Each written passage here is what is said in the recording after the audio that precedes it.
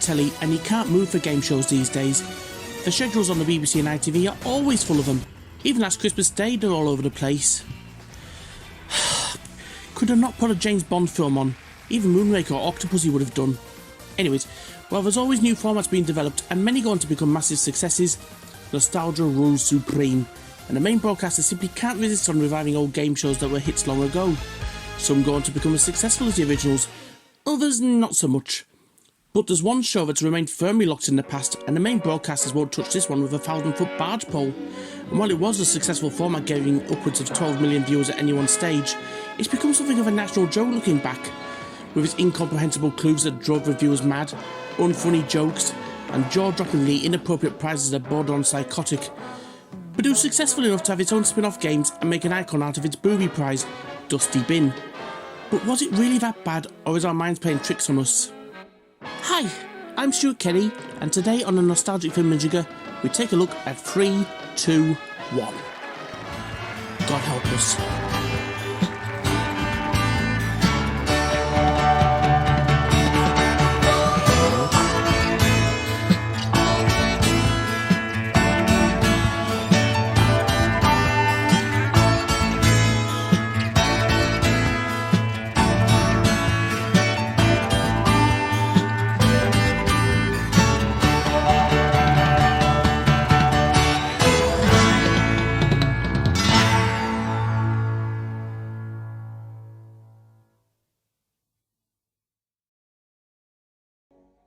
The origins of 321 go back to Spain under Generalissimo Franco.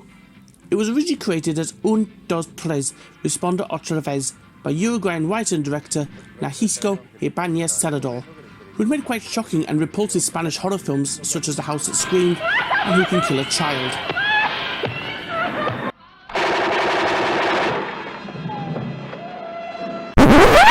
Yeah, that's quite enough of that, thank you. This is a family show and I will not allow such gratuitous violence like that here. Anyways, the fact the man who did these films was able to create a family show is scary enough. But it was a massive hit. The show combined 3 formats into one. There was a quickfire quiz, a variety show and a traditional process of elimination game all in one. Un, dos, tres. It ran from 1972 to 2004 on Spain's RTV network. Un, dos, tres was the main staple of Spanish television at the time, and it became the country's biggest show. So it was inevitable that international broadcasters would pick it up sooner or later, and the first country to do an international version was the UK, and Yorkshire Television won the bid to translate it to British TV. There would be a few changes. The Spanish versions ran anywhere from 90 minutes to 2 hours, and their seasons usually had up to 2 years with up to 83 episodes in one season, 1 episode a week or a fortnight. Yorkshire didn't have the money for that, so they commissioned a series of 13-hour-long shows to start in July 1978. To host 321, Yorkshire turned to comedian, entertainer and former Butlin's Redcoat, Ted Rogers. Rogers came to prominence on BBC Radio's Billy Cotton Band show in the 1960s, before making the transition to television to appear on Joker's Wild and eventually host Sunday night at the London Palladium. By the mid-1970s, he was on tours supporting names such as Perry Como and Bing Crosby. It was while on Crosby's final UK tour in 1977 that Rogers got the offer to film a pilot for 321. And while Rogers is friendly and able to keep the show together, his jokes... We'll be asking questions like, well, if a wife leaves her husband, can he claim it as a home improvement? Other questions a bit like, well, if a male oyster wants to feel sexy, does he eat 6 of his friends? We don't know that. Yeah, they weren't very good. They were still stuck from his days as a Redcoat, as he was strictly an old-school comedian. But had Rogers been a complete disaster, Yorkshire would have dropped him at the first opportunity. And he does well with asking the questions and the like, but the one stroke of genius he brought to the show that immediately caught on was his hand gesture whenever he said 3, 2, 1. When we get back in part 3, so we'll see you after the break on 3, 2, 1. Here's it again in slow-mo.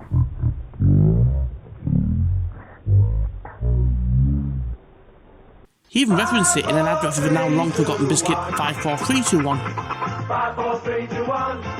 Frost bite into real milk chocolate. 5, 4, 3, 2, 1. Then crunch into light, crispy rice. 5, 4, 3, 2, 1. Chew, chew, chew the caramel toffee in. 5, 4, 3, 2, 1. Wafer and fondant too. 5, 4, 3, 2, 1. 5, 4, 3, 2, 1. 5, 4, 3, 2, 1. Not many people could master it, but it's probably the second or third most popular thing people remember whenever you mention 321 to them. The first most popular thing people remember of 321 is its mascot and booby prize, Dusty Bin. Dusty Bin will be seen in the titles and in little stings throughout the show as an animated character, brought to life by the Yorkshire Chevron in the opening credits before you see him break into Yorkshire studios. But he appeared throughout the show as a working model, created by special effects company Rowley Electronics, based out of a converted chapel in Leeds. Rowley Electronics will go on to greater things, creating the mechanisms for Scottish Television's Funhouse and the pyrotechnics of Emmerdale's 1993 plane crash. They stuck with the latter, doing pyrotechnics and the likes of TV shows like Peaky Blinders and Victoria, but they've never forgot their roots and acknowledged Dusty Bin on their official website. The idea to have a mascot goes all the way back to the Spanish version, Un, Dos, Tres. In fact, the Spanish had a few. The first mascot came in 1976 with Rupert of a Pumpkin.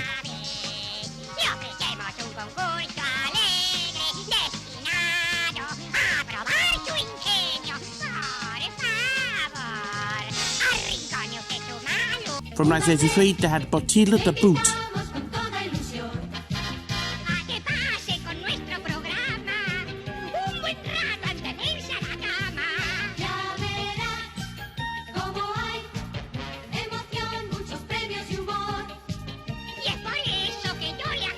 He didn't last very long before being replaced the following year by El Chono, or The Bargain.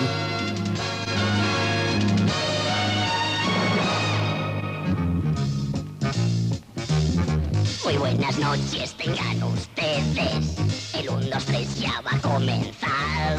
Suba el sonido de su aparato, porque a mí nadie me hace callar. Basta de angustias y de problemas. Al 1, 2, 3 vamos. Again, he didn't last very long either, before being replaced by a weird frog and lizard duo in 1987 called El Boom and El Crack. ¿Quién soy yo? Soy el Boom, la mascota de 1, 2, 3. Son la suerte y me divierte con ustedes concursar. Yo soy el Crack, el chasco de la función. Y soy They only lasted a year before being replaced for the second and last time by Rupert of a Pumpkin, who stayed until Un, Dos, Tres ended in 2004.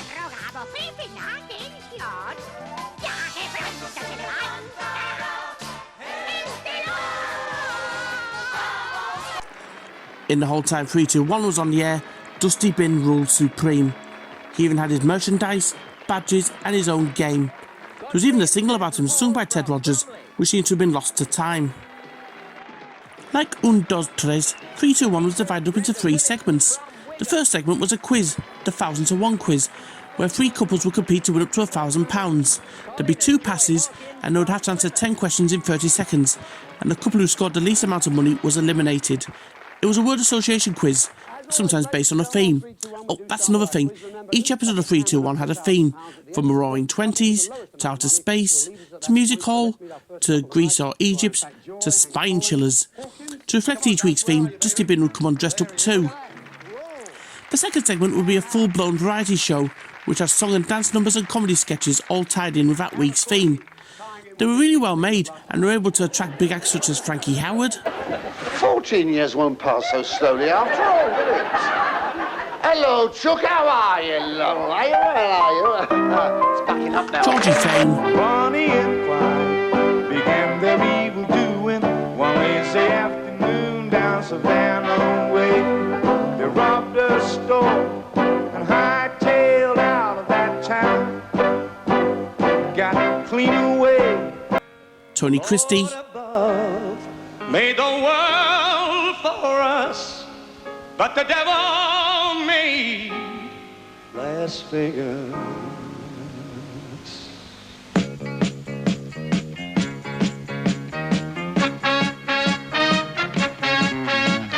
Hey, Las Vegas, you'll be the death of me.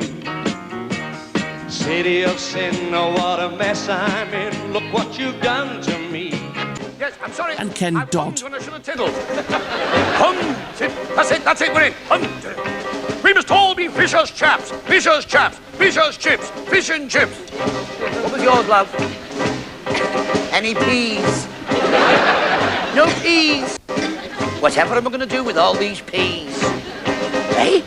Soak 'em. The comedy sketches were admittedly a bit of a mixed bag. Some worked and some didn't, as gags as bad as the ones Ted came out with. They felt like rejected comedy sketches from better comedy shows. They needed better material, but they did put a lot of effort and money into the variety sketches with the set designs and the choreography, which took up most of Yorkshire studios at Leeds, so you can't really fault them for that. Then there'd be another quiz, where another couple was ousted. Oh, incidentally, this is a famously jaw-dropping scene, which shows the contestants weren't up to much scratch either. This is a composer, German by birth, English by adoption. Best known for an oratorio published in 1741. It was called Messiah. You're bound to know his Handel. Who is it? God, I used to have this at school. Well, you were nearly there. Handel's brought to music. Well, so who's the composer? No, Yes, so I can offer it to you. It certainly wasn't who you said it was. No. Any idea? Beethoven? No, it wasn't Beethoven. There are no words. Anyways, then there'd be the elimination round. At the end of each musical number or sketch, there'd be brought a prop and a clue which would lead to a prize. There'd be a few clues, and the remaining couple could only win one, so they'd have to figure out what the clue was to win the prize and avoid the booby prize of a brand new bin. This, along with Dusty Bin and Ted's hand gesture, is what 321 is best remembered for. The clues. I say clues, they're the most tenuous psychotic riddles which come across the work of a serial killer, leaving cryptic hints to the police. Even the team who cracked the Enigma code would have been driven to a nervous breakdown by these clues. Oh, yes, they are. Here's an example from this episode from 1983. Good. All right, then you're rejecting the animals brought in by Libby Morris. She said, if your aim is across the harbour, you'll have to have bin thrown out. The animals came in 2 by 2, and if we'll do the same, there's no doubt. So... Got that? Here Good. we are then. What do you think it could be? If your aim Let's is have a across look. the harbour, well, it might sound like a trip, but it's not likely to sound... We're not likely to send it just across the harbour. If we were going to send you away, I think it would be a long way away on one of our big prizes. You'll have to have been thrown out. Well, if the bin has been thrown out to win this one, this can't be the bin, and you're so happy it's not the bin. The animals came in 2 by 2, you latched onto. Mathematically, of course, that makes 4. So could we be giving you 4 animals? Well, if we'll do the same, there's no doubt. If wheel did the same, that could mean 4 wheels. But what about those animals which Libby brought you in? The animals here are a panther, a gazelle and a stag, all of which are names of old cars. Yeah, but this is 321. You've rejected a brand new Vauxhall Astra.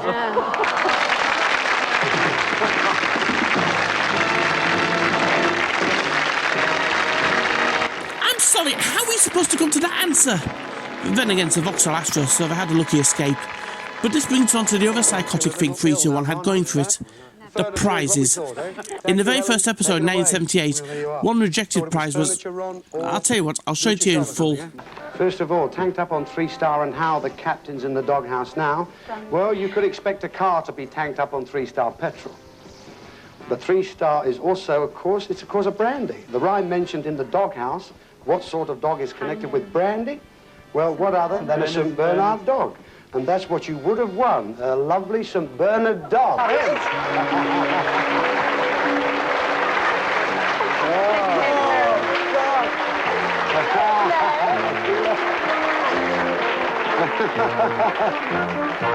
Oh, dear. What a sweetheart he is, isn't he, eh? My goodness. sorry. You're sorry? Oh, I'm sorry about that. She's sorry about that. Well, look, You're going to have to cook them anyway. Well, I tell you what. He says he didn't know how to cook them anyway. That's pretty good. Listen.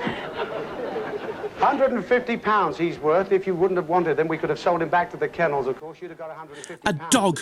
I say Bernard dog. They were giving away a dog as a prize. I'm not making this up. I'm sure there's laws against that. However, due to restrictive TV regulations, you couldn't give away really big cash prizes in those days. So the makers had to be creative.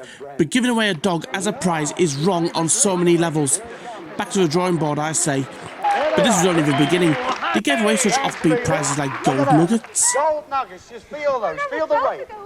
Feel the weight of those. But then there was like a gaming table.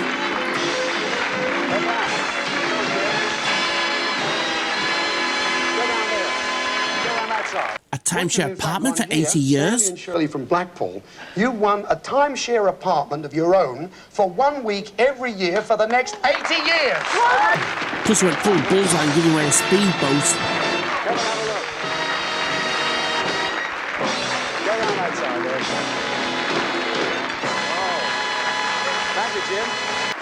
Posh clothing and luggage.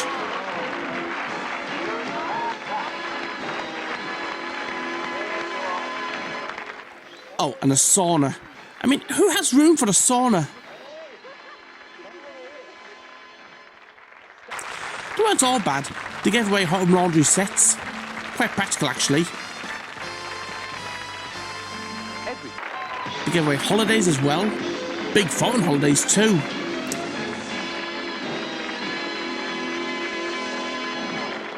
We're going to send you on a day trip to California to have a look and a taste of the California wine industry. And they gave away cars as well. As mentioned, there was the Vauxhall Astra and the Austin Maestros and Ford Fiestas. Small cars, but better than nothing. You've rejected the superb jacuzzi, look. And when the clue was solved and the contestants had rejected a big prize, they'd bring on a rejected prize like Bullseye eventually did, and then let's have a look at what you could have won kind of way, which is just rubbing it in. The show lasted 10 years from 1978 to 1988, and it was a huge success going out on Saturday nights on ITV. And despite its shortcomings, not much change over the years. The titles changed from more polished in the early 80s, but by the mid-80s, with computer graphics now easy to do, they gave Dusty Bin a CGI makeover.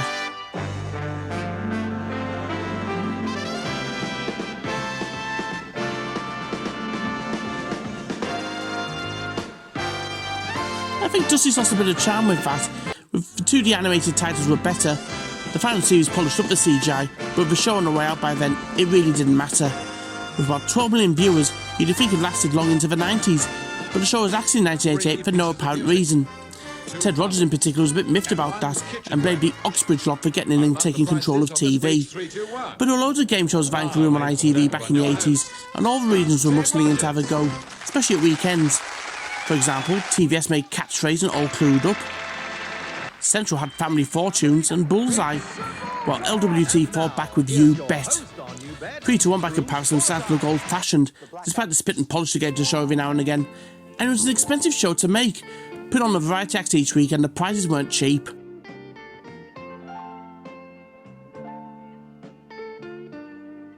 Was 3-2-1 really as bad as people say it was?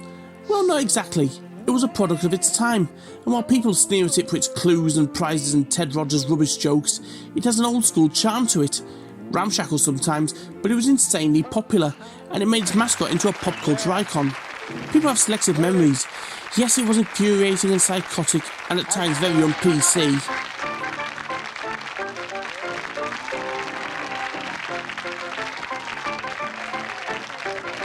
Okay, that's just wrong on so many levels, but as I said, this is from a different time, and it was a show made by the old guard at ITV, and it was aimed at old-fashioned families. But as the 80s went on, times and attitudes were changing. Game shows were changing to reflect that. 10 years after 3-2-1 ended, we'll be living in a world of Who Wants to Be a Millionaire.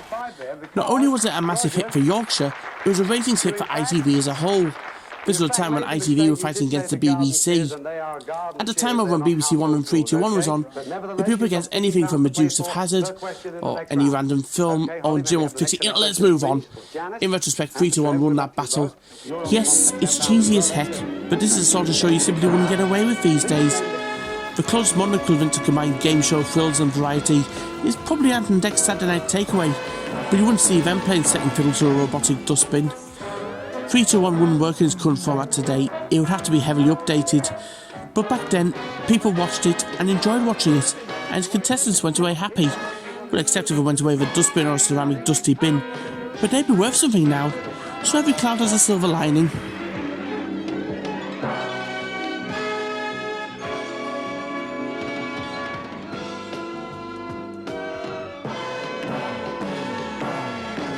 Thank you ever so much for watching. Please subscribe if you'd like to see any future episodes, and check out my Facebook and Twitter pages.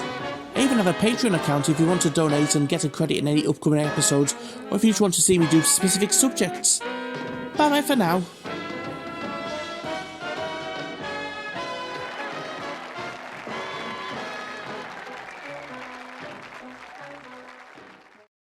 Don't go too far away. There's a load more fun on 3-2-1. See you then.